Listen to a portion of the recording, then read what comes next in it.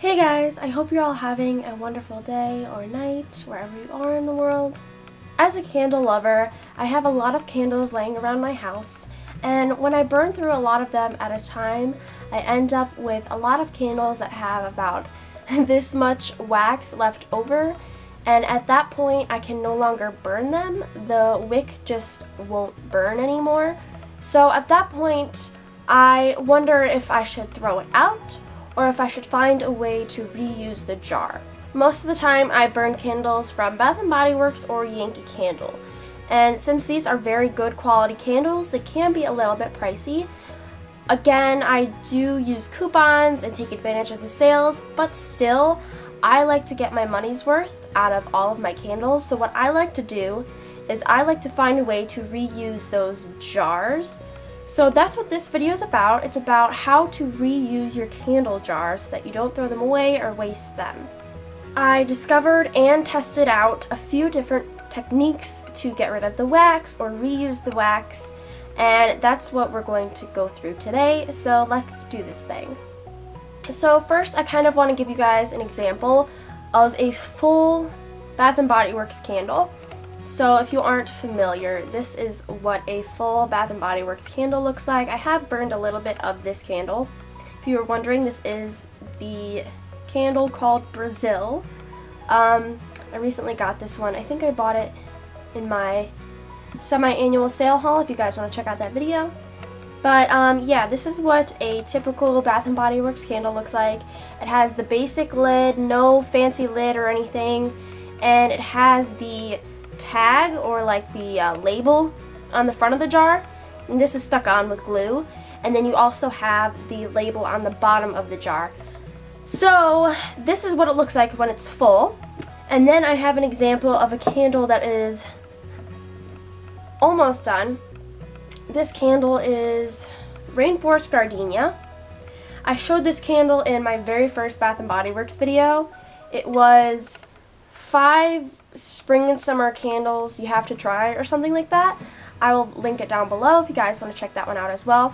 But this is a summer candle that I have burned through the entire summer, and it has about, as you can see, it has about this much wax left, and I can't burn it anymore. I mean, I think I might have like one more go of it, but after that, this is what I'm left with. The wax isn't very good anymore. Again, it doesn't burn and it doesn't smell as good because the wax is so old. And I just want to see if you guys can tell, but I'll try and get a close-up here. I don't know if you guys can tell, but it is cracked through the middle there. That is something that is going to help with removing the wax a lot, so I just wanted to acknowledge that with this candle. So now I'm going to get into the different techniques of getting rid of the wax or reusing the wax. So first things first, that's what you have to figure out. Do you want to reuse the wax, or do you just want to be done with the wax and throw it away? If you want to reuse the wax, what you would have to do is melt it and then pour it into a different container. But first, I'm going to go through the ways that you can just get rid of the wax, because those are a little bit easier. So when I did this, I did it when I had a lot of used up candles. I went through a lot of candles, and if you guys have seen my Bath & Body Works candle empties video, basically I took all of those candles from that video and I emptied them out. So I had more than 10, I believe I had like 13 or 14 candles. So if you have that many candles, then this may be a tedious process. It was for me. It was actually kind of a lot of work. But if you just have like 1 or 2 candles that you want to reuse, then this won't take very long at all. So the first technique that I tried out was freezing the candle overnight. This, when it's completely done, what you would do is you would put it in your freezer, and this would be about your bedtime, whenever you're about to go to bed. Put it in the freezer where it'll be safe and it won't knock over or anything. And then when you wake up in the morning or whenever you're ready to do it, you're going to take it out of the freezer, obviously.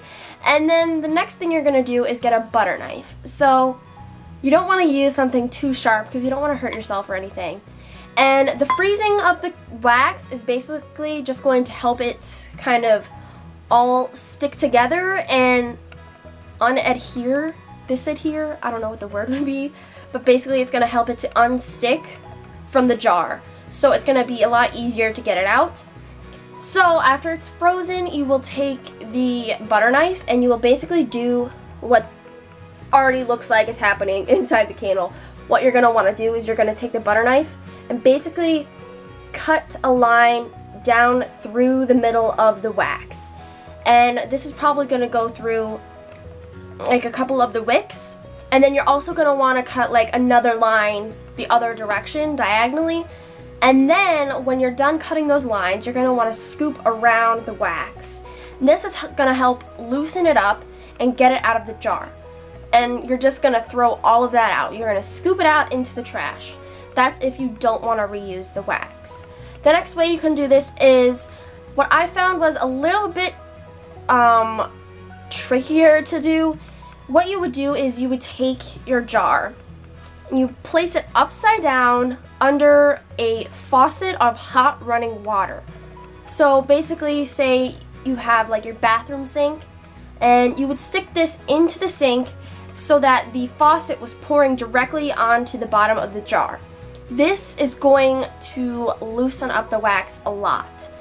In this way, it's kind of like what freezing it would do. It's just using hot instead of cold.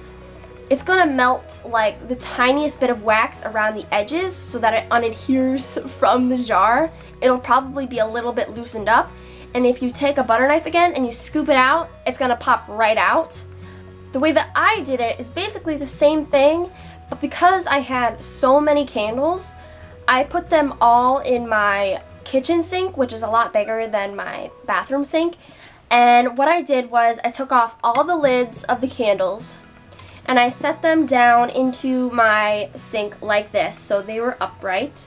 And I plugged the drain, and I basically filled up the sink, I don't know, maybe about 1 inch to 2 inches of hot water.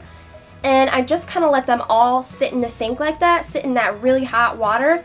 And if you let them sit like that for a few minutes, it's going to help melt the wax just like you would if you were placing it under the hot running water. Except you finish a lot of them simultaneously instead of doing one at a time. So this last way is just for those of you who really want to reuse the wax. This would be for people who, one, you don't want to be wasteful and you really want to make sure that you use as much wax as possible. Or if you had like an absolute favorite scent of yours that maybe wasn't in season anymore and you didn't want to waste any of it, that's when you would reuse it. So for those of you who want to do that, the technique is a little bit different. So what you're going to want to do is get a pot of water, put it on the stove, and get that pot of water boiling. And make sure that you're very careful with this. You don't want to burn yourself or anything. But basically what you're going to do is you're going to place the candle in the pot and you're going to leave it in there until the wax melts through and through until it's a liquid. If you want to start a new candle, let's say, you're going to want to take like another empty jar. You can get one at Michael's, or if you have another empty jar from the last time that you got rid of all your wax. Also from the craft store, you're going to need a wick that you can put into the empty jar. This is what's going to create another wick so that you can burn through this candle. When you're done melting all of that wax, you're going to pour it into the empty jar while the wick is still being held upright, because you don't want the wick to fall into the wax and then just get stuck in the wax. That would be a mess. So you have to make sure that the wick stays upright, and you're going to carefully pour the wax, the melted wax, into that empty jar.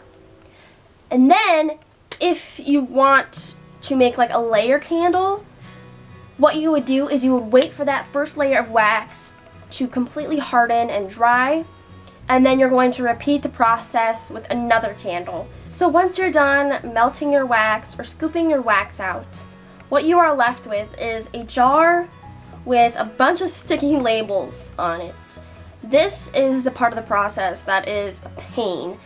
And another thing that I forgot to mention is the wicks at the very bottom of the jar on the inside. Those are also stuck on with glue. And I'd say out of all of the things that you have to get off, the wicks are the most difficult to get off. So with the wicks, you would also want to use the butter knife to kind of scrape them off the bottom. Again, be careful with that.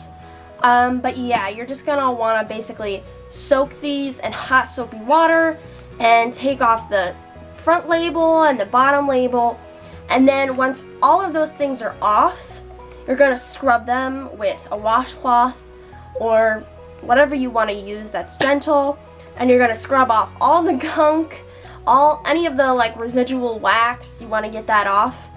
And like I said, this is kind of a tedious process, but once you're done, I will show you some of my finished jars. So this is what a finished cleaned jar looks like.